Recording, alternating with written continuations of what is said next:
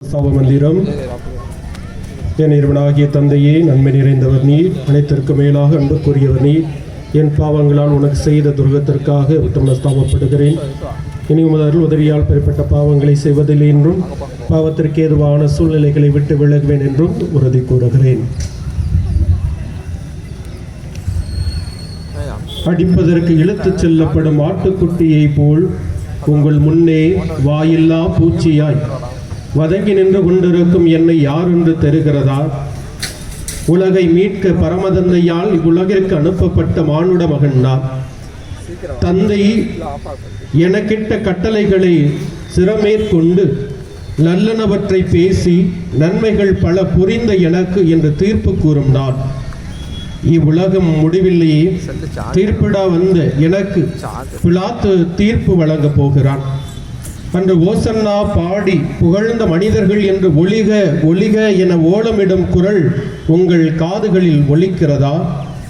அவனை சிலுவையில் அறையும் என சத்தத்தை தடுமாறி கூக்குரலிடம் இடுவதும் உங்கள் செவிகளில் கேட்கிறதா? சிலுவை மரணம் ஏற்கும் அளவிற்கு நான் என்ன குற்றம் செய்தேன்?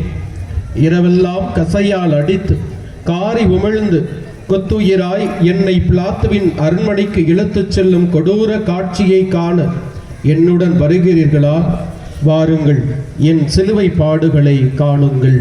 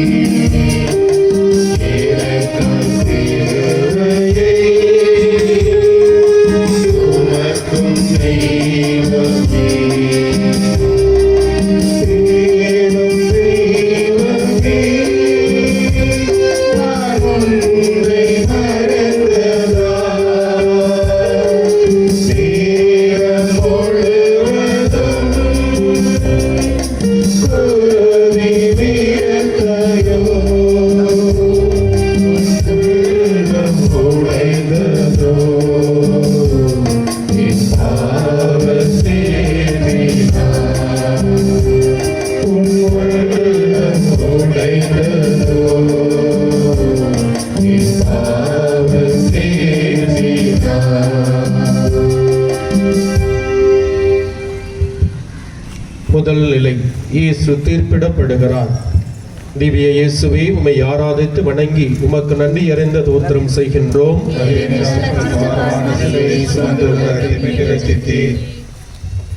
நேற்று இரவு கெஸ்தமணி தோட்டத்தில் என் ஆன்மா சவுக்கேதுவாக வருத்தமுற்றிருக்கிறது என்று கூறி இரத்த வியர்வையில் மூழ்கி எனது ஆன்மாவில் நான் அனுபவித்த துக்க துயரத்தை யாரிடம் கூறுவேன்?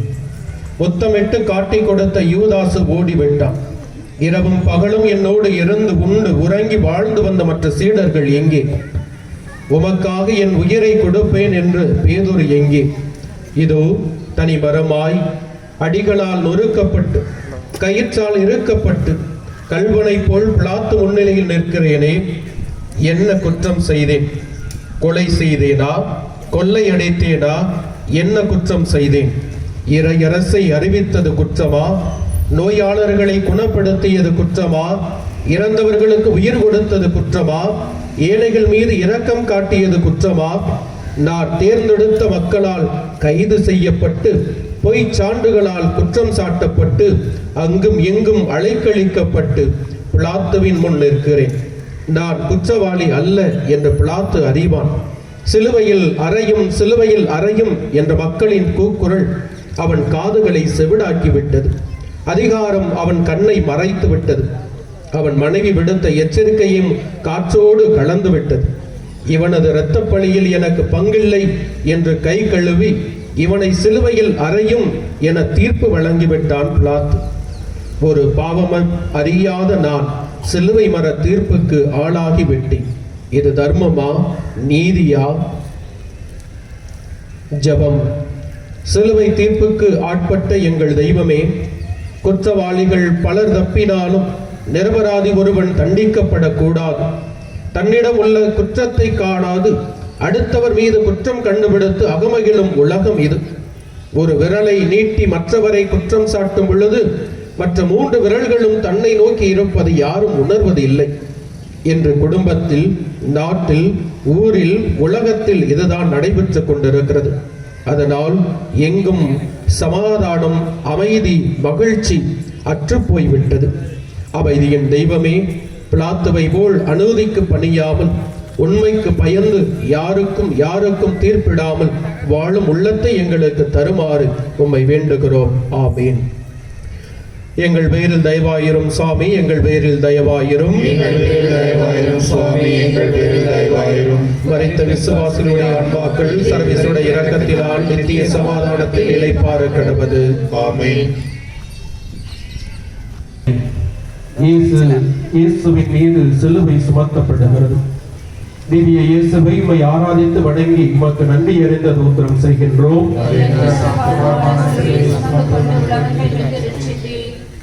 பிலாத்துவின் தீர்ப்பினால் அக்கிரமத்திற்கும் அநீதிக்கும் வெற்றி கிடைத்து விட்டது. எப்போது என்னை ஒழிப்போம் என்று காத்திருந்த கூட்டம் இதோ கொலைவெறியோடு என்னை இழுத்துச் சென்று கழுத்தூணில் கட்டி கசையால் அடிக்கின்றது. யூதர்களின் அரசனே, இதோ உனக்கு கிரீடம் என உள்முடியை என் தலையில் வைத்து அழுத்தி காரி விழுந்து செந்நிற அங்கியை அணிவித்து ஆர்ப்பரித்தது. 8 பேர் சுமக்கக்கூடிய கரடு முரடான மரத்திலே செய்யப்பட்ட சிலுவையை தூக்கி வந்து இதோ என் தோள் மேல் வைத்து வெற்றி முழக்கமிடுகின்றனர். இரத்தம் ஆராய் பெருக உடலெல்லாம் ரணமாகி நெருப்பில் இட்ட புழுவோல் உடலும் உள்ளமும் துடிதுடிக்க நான் படும் வேதனை தந்தையே உமக்கு தெரிகிறதா? என் சித்தப்படி அல்ல, உன் சித்தத்தை நிறைவேற்ற இந்த பார சிலுவையை சுமந்து செல்கின்றேன். சுமை சுமந்து சோர்ந்திருப்போரே, எல்லோரும் என்னிடம் வாருங்கள் என அரவணைத்த எனக்கு அன்பு மகனே, மகளே, நீ தரும் பரிசு இதுதானா? உங்கள் கடும் சொற்களால் எத்தனை உள்ளங்களை துடிக்க வைப்பீர்கள். அதுதான் என் தலையில் உள்ள முள்முடி. உடலாலும் உள்ளத்தாலும் எத்தனை இழிவான செயல்களை செய்து உங்களை கலங்கப்படுத்தி வருகிறீர்கள். அதுதான் என் உடலில் உள்ள கசையடிகள். நீங்கள் செய்கின்ற பாவங்கள் தான் என் தோளில் உள்ள பாரச் சிலுவை. என் சிலுவை பாரத்தை குறைக்க மாட்டீர்களா? என் உடல் வேதனையை குறைக்க மாட்டீர்களா? ஜெபம். கருணை நிறைந்த இயேசுவே, உம் வேதனைக்கெல்லாம் காரணம் யூதர்கள் மட்டுமல்ல, நாங்களும் தான் என்பதை உணர்ந்திருக்கிறோம். பாவ செயல்களை செய்யாதிருக்கும் உள்ளத்தை எங்களுக்கு தருமாறு உம்மிடம் வேண்டுகிறோம். ஆமென். எங்கள் பேரில் தயவாயிரும் சுவாமி, எங்கள் பேரில் தயவாயிரும். மரித்த விசுவாசிகளுடைய ஆன்மாக்கள் சர்வீசுடைய இரக்கத்தினால் நித்திய சமாதானத்தில் இளைப்பாற கடவது. ஆமென்.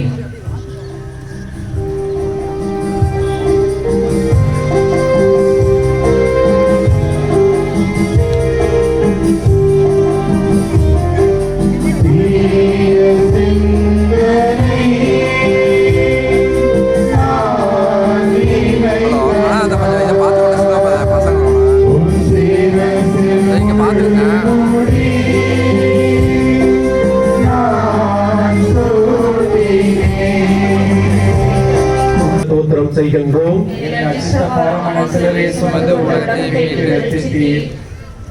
என் அவல நிலையை பார்த்தீர்களா? தலையிலிருந்து விழுகின்ற ரத்தம் என் கண்களை மறைத்திருக்கிறது. செல்லும் பாதை தெரியவில்லை. பார சிலுவை தோளை அழுத்து உடல் காயங்கள் ஓரடி எடுத்து வைக்க முடியாமல் வேதனைப்படுத்த கால்கள் தடுமாறி விழுந்து விட்டேன். கை கொடுத்து தூக்கிவிட கருணை மிக்கோர் ஒருவரும் இல்லை.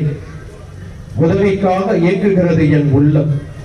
பாரமான வண்டி எடுக்க முடியாமல் கீழே விழுந்த காளைகளை சாட்டையால் அடித்து துன்புறுத்தும் வண்டிக்காரன் போல் உதவியின்றி தவிக்கும் என்னை வீரர்கள் அடிமேல் அடியடித்து துன்புறுத்துவதை பார்க்கிறீர்களா? நான் எழுந்து நடக்க உன் கரத்தை நீட்ட உதவி செய்ய மாட்டாயா? என் மகனே மகளே, உன் பாவங்களை போக்க உனக்கு மீட்பு அளிக்க நான் கீழே விழுந்து எழுகின்றேன். ஆனால் நீயோ பாவ சேற்றிலே விழுந்து அதிலிருந்து எழ முயற்சிக்காமல் உன்னையே அழித்துக் கொண்டிருக்கிறாயே. எப்பொழுது எழப்போகிறாய்? ஜபம். அன்பு தெய்வமே, நாங்கள் செய்த பாவங்கள் நீர் தடுமாறி விழ காரணம் என்பதை உணர்ந்திருக்கிறோம். வேதனைகளில் பாவ சோதனைகளில் எங்களை காப்பாற்றி ரட்சிக்க வேண்டுமாய் உம்மை வேண்டுகிறோம். ஆமென். எங்கள் பேரில் தயவாயிரும் சுவாமி, எங்கள் பேரில் தயவாயிரும், எங்கள் பேரில் தயவாயிரும் சுவாமி, எங்கள் பேரில் தயவாயிரும். மரித்த விசுவாசுடைய ஆத்மாக்கள் சர்வேசுடைய இரக்கத்தினால் நித்திய சமாதானத்தில் ஏற்பாடு கடவுள். ஆமென்.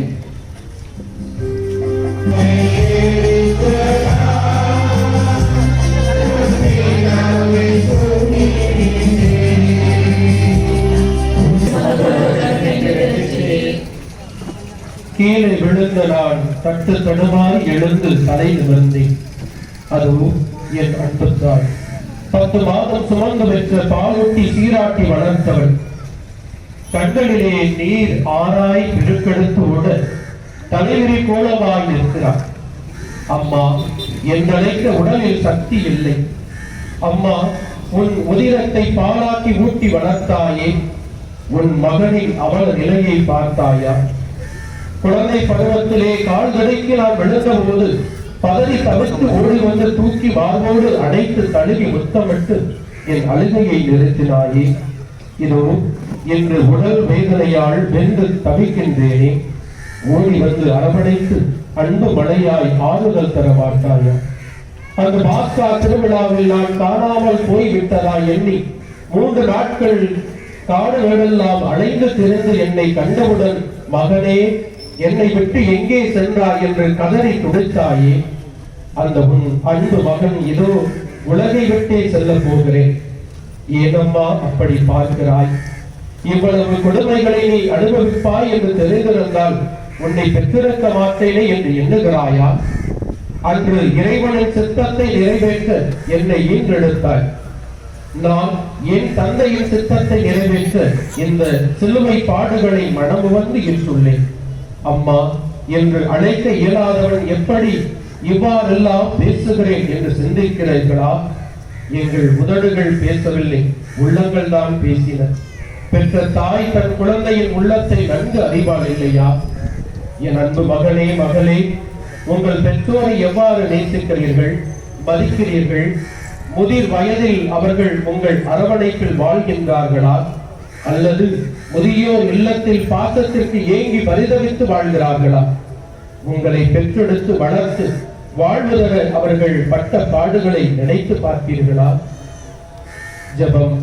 நேசமுள்ள இயேசுவே, எந்த நேரத்திலும் எங்கள் பெற்றோரை கண் கலங்காமல் பாதுகாக்கும் கடமையை உணர்வை எங்களுக்கு தாரும். ஆமென்.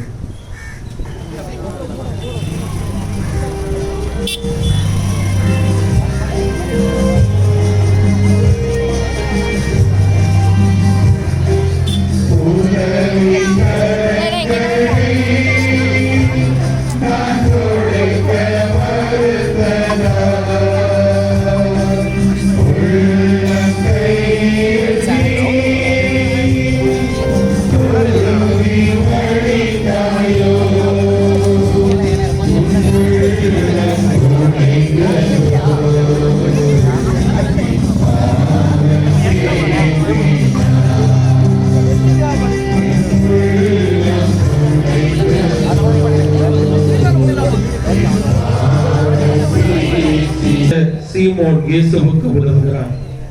திவ்ய இயேசுவை உம்மை ஆராதித்து வணங்கி உமக்கு நன்றி அறிந்த தோத்திரம் செய்கின்றோம்.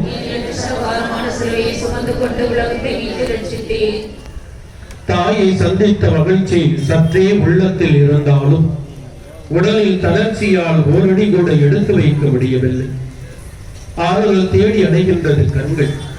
முன்பின் எத்தனையோ பாத்திராத சீரேனை என்ற ஊரை சேர்ந்த சீமோன் என்ன நிகழ்ந்து கொண்டிருக்கிறது என்று தெரியாமல் வேடிக்கை பார்த்து கொண்டு வருகிறார். ஈரமற்ற யூதர்களின் இதயத்தில் இரக்கம் தோன்றியதா, இறந்து விடுவேன் என்ற பயமா, அல்லது சீமோனையும் துன்புறுத்த எண்ணினார்களோ தெரியவில்லை. அவனை இழுத்து வந்து நான் சுமந்து வந்த சிலுவையை சுமக்க வைத்து அழைத்து செல்கின்றனர். சிறிது நேரம் என் சுமையை தாங்கிய சீமோனை நன்றியுடன் நோக்கினேன். காலத்தினால் அவன் செய்த சிறு உதவி காலம் உள்ளவரை நினைத்திருக்கும் அல்லவா? என் மகனே மகளே, தான் மட்டும் வாழ்ந்தால் போதும் என எண்ணாது நம்மை சுற்றி எல்லோரின் சுமைகளை பாருங்கள். வறுமை, நோய், முதுமையின் தனிமை, ஏழ்மை என்ற எத்தனை சுமைகளோடு மக்கள் வாழ்ந்து கொண்டிருக்கிறார்கள். அவர்கள் சுமைகளை நீங்கள் இறக்கி வைக்க உதவக்கூடாதா? பசித்தவனுக்கு உணவு கொடுங்கள், தாகமுற்றவனுக்கு தண்ணீர் கொடுங்கள், ஆடை இல்லாதவனுக்கு ஆடை கொடுங்கள், ஏழைகளின் முக மலர்ச்சியில் இறைவனை காணுங்கள்.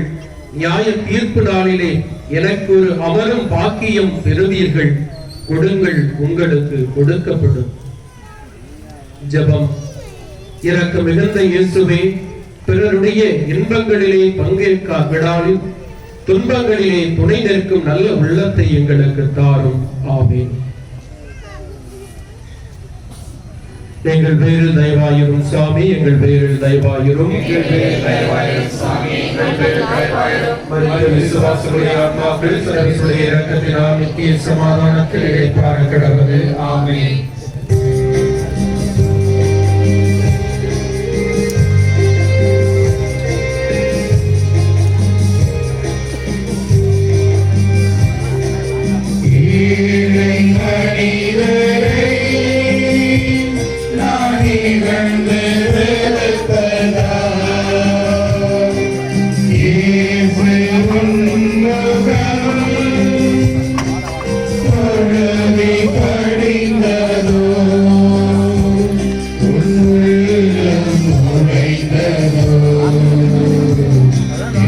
பேச வைத்து இதோ எனக்கு இணைக்கப்படும் கோர கொடுமைகளை வேடிக்கை பார்த்து கொண்டிருப்போரில் என்னால் பயன் பெற்றவர் எத்தனையோ பேர் இருப்பார்கள் இல்லையா?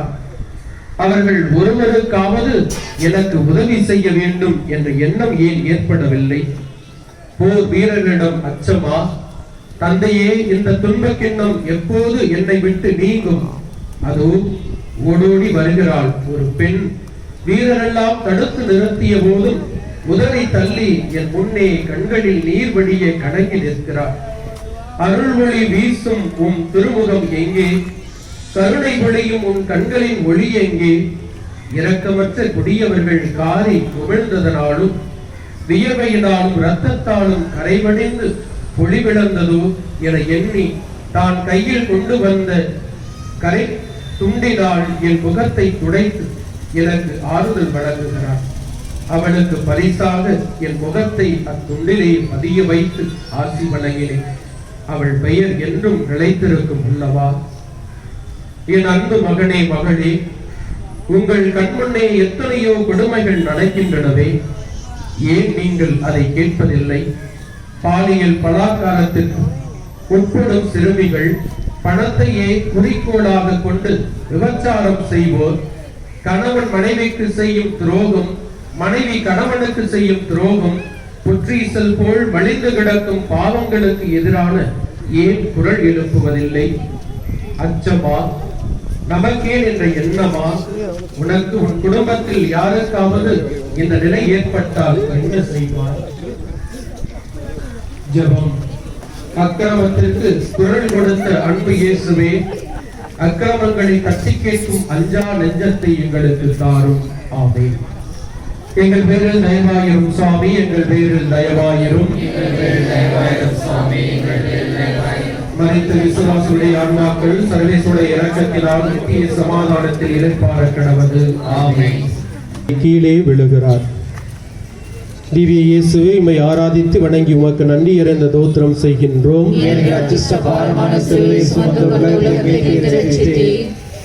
சுட்டெரிக்கும் வெயிலில் சோர்ந்து விழும் கை கால்கள் விழுந்து எழுந்து கரடு முரடான கல்வாரி மலையை நோக்கி தவழ்ந்து செல்கின்றேன். என்னால் ஓரடி கூட எடுத்து வைக்க முடியவில்லை. பாதங்களில் கல்லும் முள்ளும் குத்தி இரத்தம் வழிகிறது. அம்மா, என் வேதனையை தாங்க முடியவில்லை. விழுந்து விட்டேன் தாயே, என்னால் எழ முடியவில்லை. கொடிய யூதர்கள் கொடூரமாய் அடிக்கிறார்களே, என்ன செய்வேன், என்ன செய்வேன்? என் மகனே, என் மகளே, நான் இவ்வாறு வேதனைகள் அனுபவிக்க யார் காரணம்?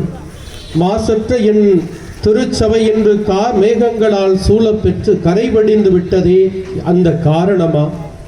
புனிதமாய் கருதப்பட்ட துறவு வாழ்க்கையை நாகரிக போர்வையில் தன்னை மறைத்து கொண்டு தடமாறி கொண்டிருக்கிறதே, அந்த காரணமா? ஏழ்மையிலும் எளிமையிலும் வாழ்ந்தவன் நான். உங்கள் வாழ்க்கை எவ்வாறு இருக்கின்றது? எனக்காக உலக வாழ்க்கையை அர்ப்பணித்த நீங்கள் என்னை பின்தொடர்ந்து வரக்கூடாதா? நான் விரும்பும் பணிகளை நீங்கள் செய்வதில்லை. என்னை வருத்தும் வேதனைகள் போதாதா? எப்போதும் சிலுவையை இறக்கப் போகிறீர்கள். ஜெபம். இயேசுவே, நாங்கள் தடமாறி தவறி விழும்போதெல்லாம் எம் மனதிற்கு விளக்காய் உம் வார்த்தைகளையும் எம் காயத்திற்கு மருந்தாய் உம் ஆவியையும் அனுப்பி எம்மை தூக்கி நிறுத்தும். உம்மை கீழே விழவைக்கும் பாவங்களை நாங்கள் செய்யாதிருக்கும் துறவு வாழ்க்கையின் தூய்மையை உணர்ந்து வாழவும் இவ்வுலக வாழ்விலிருந்து விடுதலை பெற்று நாங்கள் உம்மை என்றும் பின்பற்றி வரவும் எங்களுக்கு உதவி செய்யும். ஆமீன். எங்கள் பேரில் தயவாயிரும் சாமி, எங்கள் பேரில் தயவாயிரும், எங்கள் பேரில் தயவாயிரும் சாமி, எங்கள் பேரில் தயவாயிரும். மரித்த விசுவாசனுடைய ஆன்மாக்கள் சர்வேசுடைய இரக்கத்தினால் நித்திய சமாதானத்தில் இளைப்பாற கடவது. ஆமீன்.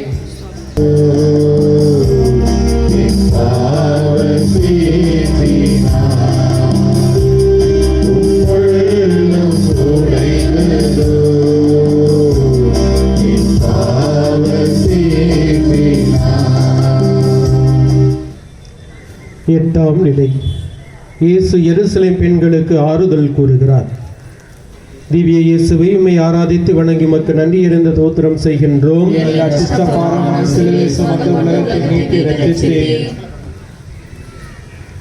இது என்ன அழுகை சத்தம்? எருசலேம் பெண்கள் என் இழிநிலை கண்டு கண்ணீரும் கம்பளுமாய் அழுது கொண்டு வருகின்றனரா? பெண்கள் இரக்க குணம் உடையவர்கள் அல்லவா? பூவினும் மென்மையான இதயம் படைத்தவர்கள் அல்லவா?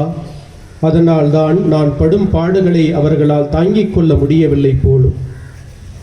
பெரும் பாடுபட்டுள்ள பெண்களை குணமாக்கி 10,000 பேருக்கு உணவு அளித்து விபச்சாரத்தில் பிடிபட்ட பெண்ணை கயவர்களிடமிருந்து காப்பாற்றியதும், உடல் ஊனமற்ற பெண்ணை குணப்படுத்தியது, பேதுரு மாமியாரை குணப்படுத்தியது, தொழு நோயாளிகளையும் குணப்படுத்தியது, இறந்து போன சிறுமியை உயிர்ப்பித்தது போன்ற எனது செயல்களை நேரில் கண்டவர்கள் அல்லவா அவர்கள்? நீதிமான் ஒருவருக்கு அநீதியாக தீர்ப்பிடப்பட்டுள்ளது எண்ணி மார்பில் அடித்து கொண்டு அழுகின்றனர். என் தாயிடம் கூட பேசாத நான் அவர்களுக்கு ஆறுதல் கூறாமல் இருக்க முடியவில்லை. எருசலேம் பெண்களே, எனக்காக அழாதீர்கள், உங்களுக்காகவும் உங்கள் பிள்ளைகளுக்காகவும் அழுங்கள். பச்சை மதத்திற்கு இந்த நிலை என்றால் பட்ட மரத்திற்கு? என் அன்பு சகோதர சகோதரிகளே, கருவிலேயே உங்கள் குழந்தைகளுக்கு கல்லறை கட்டும் இழிநிலைக்காக அழுங்கள். வரதட்சணை கொடுமையால் எரிக்கப்படும் இளம் பெண்களுக்காக அழுங்கள். வரதட்சணை கொடுக்க முடியாமல் திருமணமாகாது முதிர் கன்னிகளாய் வாழும் பெண்களுக்காக அழுங்கள். நாகரிகம் என்ற பெயரில் தங்கள் வாழ்க்கையை சீரழித்து கொண்டிருக்கும் உங்கள் மகளுக்காக அழுங்கள். பெண்களே, பெண்களுக்கு எதிரிகளாக இருக்காதீர்கள். நீங்கள் செய்யும் ஒவ்வொரு பாவச் செயலும் என் இதயத்தை கிழித்து வேதனைப்படுத்துகிறது என்பதை மறவாதீர்கள். நான் வேண்டுவது பரிதாப கண்ணீர் அல்ல, மனமாற்ற கண்ணீரே. ஜெபம்.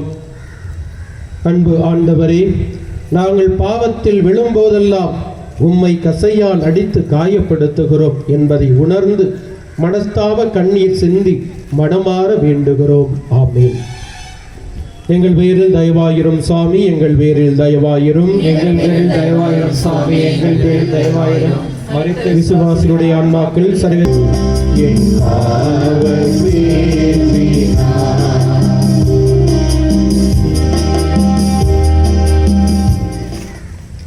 9ஆம் நிலை.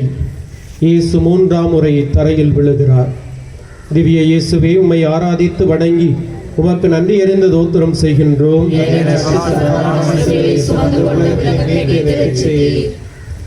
நான் ஒரு முறை, இருமுறை, 3 முறை மட்டும் விழவில்லை, பல முறை விழுந்து விட்டேன். குத்துயிரும் குலை உயிருமாய் சிதைந்துள்ள உடல் பலவீனத்தால் மட்டும் நான் விழவில்லை. நீங்கள் செய்யும் ஒவ்வொரு பாவ செயலாலும் விழுகிறேன். கிறிஸ்தவர்கள் என்ற பெயரை வைத்துக்கொண்டு தந்தை உனக்களித்த 10 கட்டளைகளை கடைபிடிக்காமல் வாழ்கிறீர்களே, அப்பொழுதெல்லாம் நான் விழுகிறேன். நானும் கிழமையும் பார்த்து பிற தெய்வங்களை வழிபடுகிறீர்களே, அப்பொழுது நான் விழுகிறேன். என் தந்தை பெயரால் பொய்யான 8 பிறரை சபித்து வாழ்கிறீர்களே, அப்பொழுது விழுகிறேன். தந்தையையும் தாயையும் காப்பாற்றாது அலைக்கழித்து கொலை செய்து கொள்ளையடித்து மற்றவனின் மனைவி மீது மோகம் கொண்டு பிறரை வஞ்சித்து செல்வம் சேர்த்து மற்றவரை அளவைத்து நீ சிரித்து வாழ்கிறாயே, அப்பொழுதெல்லாம் நான் விழுகிறேன் என்பதை அறிவாயா? எப்பொழுது என்னை எழுந்து நிற்கச் செய்ய போகிறாய்? ஜெபம். அன்பு இயேசுவே, அகந்தையில் விழுந்து ஆணவ செயல்களில் நாங்கள் ஈடுபடாமல் நீர் எமக்காக சிந்திய இரத்தத்தால் பாவ குழியிலிருந்து எழுந்து உமது அன்பின் அரவணைப்பில் நாங்களும் வாழ நீர் உதவ வேண்டும் என்று உம்மை மன்றாடுகிறோம். ஆமென். எங்கள் பேரில் தயவாயிரும் சாமி, எங்கள் பேரில் தயவாயிரும். எங்கள் பேரில் தயவாயிரும் சாமி, எங்கள் பேரில் தயவாயிரும். மரித்த விசுவாசிகளுடைய ஆன்மாக்கள் சர்வேசுடைய இரக்கத்தினால் நித்திய சமாதானத்தில் இளைப்பாற கடவது. ஆமென்.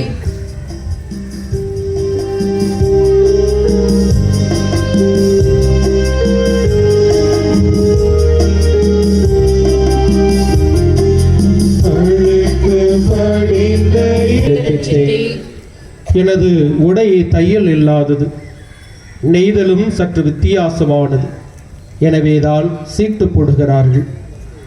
எனது ஆடையை கிழிக்க மனமில்லாமல் உரிக்க முன் வருகிறான். ஆடையோடு சேர்த்து இரத்தமும் சதையும் உரிப்படுகின்றன.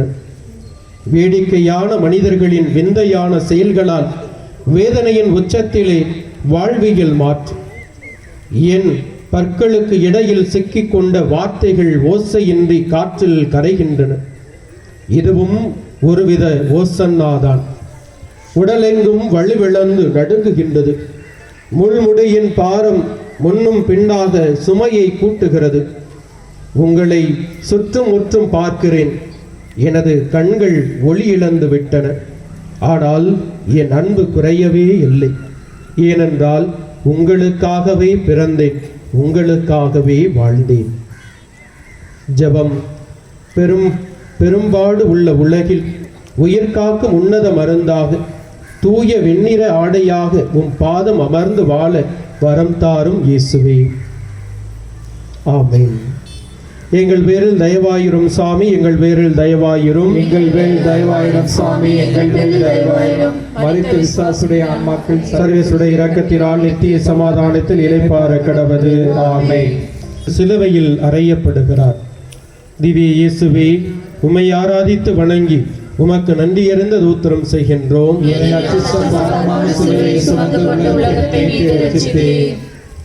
3 ஆணிக்குள் எண்ணற்ற முனகள்.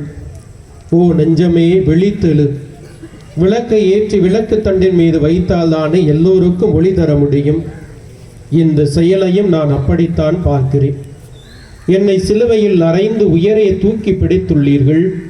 இந்த ஒளி என்றுமே மங்காது. இது வாழ்வின் ஒளி, வறுமையை போக்கிடும் ஒளி, வசந்தத்தை நிலைநாட்டும் ஒளி. என் அன்பின் பிரியமானவர்களே, உங்கள் இதயங்களை கடினப்படுத்திக் கொள்ளாதீர்கள். இந்த சிலுவை பயணம் எனக்கானது அல்ல, உங்களுக்கானது. நான் சிலுவையில் தொங்கிக் கொண்டிருப்பது உங்களின் மீட்பிற்காகத்தான். சமநிலை வேண்டும், எல்லோரும் சமமாக வேண்டும். ஏழை எளியவர்களுக்கு வாழ்வு வேண்டும். ஏற்ற தாழ்வுகள் இல்லாத உலகம் வேண்டும். உண்மையான வழிபாடு வேண்டும். அந்த வழிபாடும் அனைவருக்கும் உரித்தாக வேண்டும். இப்படி எண்ணற்ற புரட்சிகளை செய்தேன். அவை அனைத்தும் ஒரு நாள் பதில் சொல்லும். அத்தகைய மறுமலர்ச்சியும் மறுவாழ்வும் வெகு தொலைவில் இல்லை. ஜெபம். இறைவா, எங்கள் இதயங்கள் ஒவ்வொரு நாளும் ஏதாவது ஒரு சூழலில் ஊசலாடி கொண்டுதான் இருக்கிறது. உங்களை புகழ்கின்ற அந்த நிமிடம் மட்டுமே இதயம் லேசாகிறது. மற்றபடி நிலையானதாக தாக்கத்தை ஏற்படுத்துவதில்லை. ஏனென்றால் எங்கள் இதயங்கள் பலவீனமானது, அடிக்கடி சிற்றின்ப ஆசைக்குள் சிக்கிக் கொள்கிறது. அத்தகைய சாத்தானின் சூழ்நிலைகளிலிருந்து எங்களையும் எங்களை சுற்றி இருப்பவர்களை விடுவித்தருளும். நாங்கள் பாவிகள். எங்கள் பாவங்களுக்கு எங்களில் சொல்லும் செயலும் காரணம். எங்களில் பழிச்சொல், இழிச்சொல், தவறான தீர்ப்புக்கு, காழ்ப்புணர்ச்சி, தீண்டாமை, பாகுபாடு போன்ற தவறான செயல்களில் எங்களை ஈடுபடுத்துகிறது. இந்த நிலையிலிருந்து எங்களுக்கு விடுதலையை தாரும். ஆமீன். எங்கள் பேரில் தயவாயிரும் சாமி, எங்கள் பேரில் தயவாயிரும், எங்கள் பேரில் தயவாயிரும் சாமி, எங்கள் பேரில் தயவாயிரும். மரித்த விசுவாசருடைய ஆன்மாக்கள் சர்வேசுடைய இரக்கத்தினால் நித்திய சமாதானத்தில் இளைப்பாற கடவது. ஆமென்.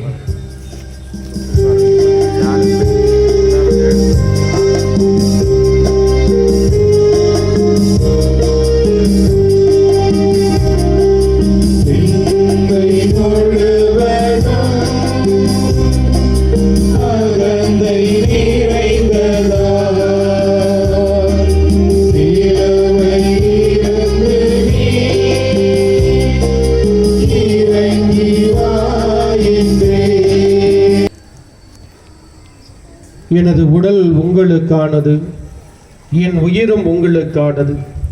எனவேதான் உங்களுக்கே கொடுத்து விட்டேன். இனி கொடுப்பதற்கு என் வார்த்தைகளை தவிர வேறு ஒன்றுமில்லை. என் வார்த்தையே உயிரும் உண்மையும் ஜீவனும். அந்த ஜீவனில் நிலைத்திடுங்கள். நித்தியத்திற்கும் வாழ்வு உண்டு. எத்தனையோ பேர்கள் வந்தார்கள், போனார்கள், ஏதோதோ பேசினார்கள். நானோ பேசவில்லை, வாழ்ந்து காட்டினேன். வார்த்தைகளை வாழ்வாக்கினேன். இதோ உங்கள் முன் சாட்சியாக தொங்குகிறேன். என் சாட்சியும் உண்மையானது. என் பொருட்டு இடரல் படுங்கள், மீட்பிற்கு உள்ளாவீர்கள். உங்கள் பிள்ளைகளுக்கு நீங்கள் எதையெல்லாம் கொடுக்க நினைக்கிறீர்களோ அதையெல்லாம் நான் கொடுத்து விட்டேன். இனிமேல் பாவம் செய்யாதீர்கள். ஏனென்றால் பாவத்தின் பழி தண்டனை, மீட்பின் வழி அன்பு. அத்தகைய அன்பில் நிலைத்திடுங்கள். ஏனெனில் உலகின் மீட்பு அன்பு. அத்தகைய உலகம் அன்பு என்ற ஒன்றையே சொல்லி அடக்கம் செய்யும். ஜெபம். இறைவா, ஒரு பாவமும் அறியாத உங்களுக்கே இந்த நிலை என்றால் எங்களுக்கு எதுவெல்லாம் காத்திருக்கிறதோ. சட்டம் சகலத்தையும் செய்யும்.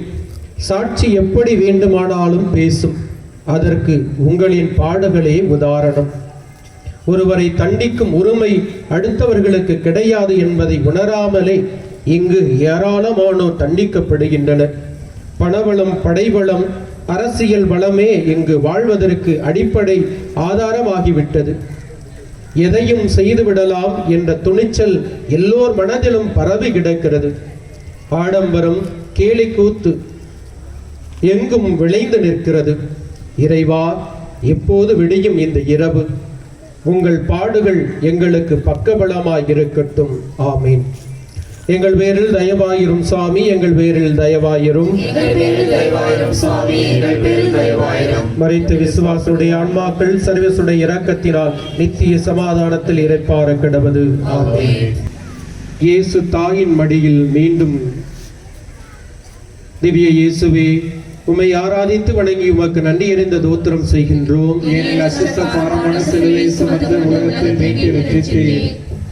என் அன்னையின் மடியில் மீண்டும் சில நிமிடம். அந்த நிமிடங்களில் அவள் அடைந்த வியாகுலத்திற்கு அவளை தவிர சிறந்த சாட்சி யாரும் இல்லை.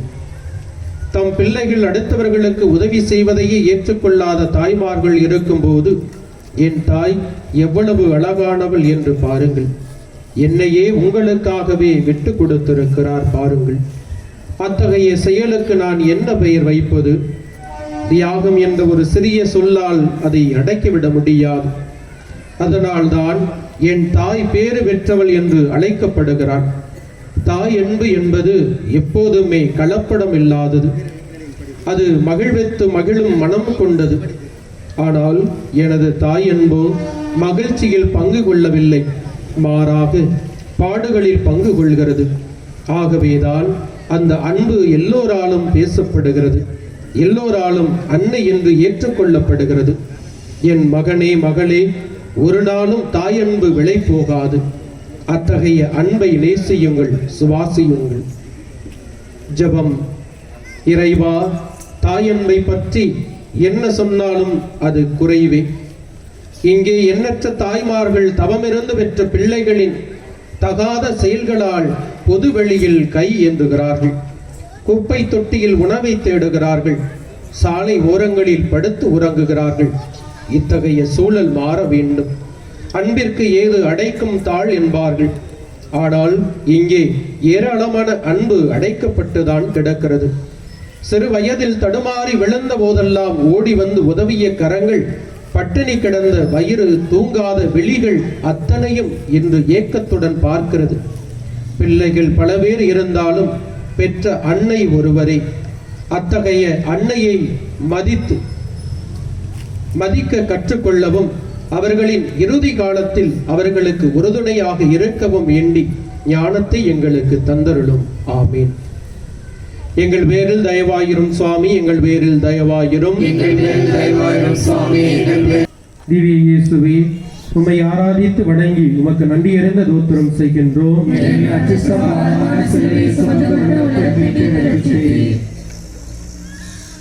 என் மரணம் ஒரு மாபெரும் மனமாற்றம்.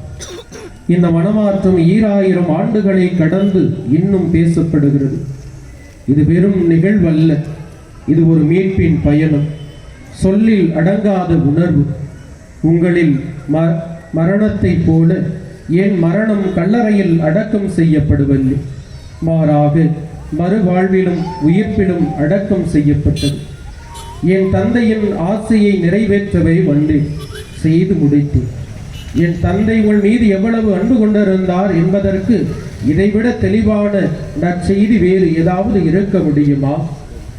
தலை சாய்க்க கூட இடமில்லை என்று சொன்ன தவ புதல்வனுக்கு சொந்தமாக கல்லறை கூட இல்லை. அந்நியரின் தோட்டத்திலே அடக்கம் செய்யப்படுகிறார். எதையும் கொண்டு வரவில்லை, ஆனால் எண்ணற்ற இதயங்களை கொண்டு செல்கிறார். ஆம், உண்மையில் இந்த மகன் இறை மகன், இயற்கையும் கலங்கியதே தெய்வ மகன். ஜெபம். இறைவா, ஒவ்வொரு மரணமும் ஒரு செய்தி, ஆனால் உங்களின் மரணமோ தலைப்புச் செய்தி.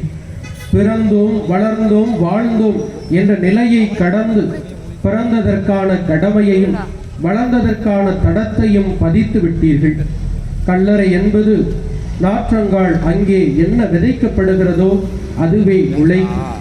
மரணம் என்பது வெறும் வார்த்தை அல்ல, அது ஒரு அடையாளம். நமது செயல்பாடுகள் நீங்காத நினைவுகள், அவைகளே காலம் தாண்டி வாழும். அந்த நிகழ்வுகளுக்கு மரணமே கிடையாது. அத்தகைய வாழ்வை வாழ போராடுவோம். இறைவன் என்றும் துணையிருப்பார். ஆமீன். எங்கள் பேரில் தயவாயிரும் சாமி, எங்கள் பேரில் தயவாயிரும். மரித்த விசுவாசருடைய ஆன்மாக்கள் சர்வேசுடைய இரக்கத்தினால் நித்திய சமாதானத்தில் இளைப்பாற கடவது. ஆமென். ஒரு தருளும் கர்த்தாவே, உமது ஜனத்தின் பாவங்களை ஒரு தருளும் என்றென்றைக்கும் எங்கள் மேல் கோபமாயிராதேயும் சுவாமி, தயவாயிரும்.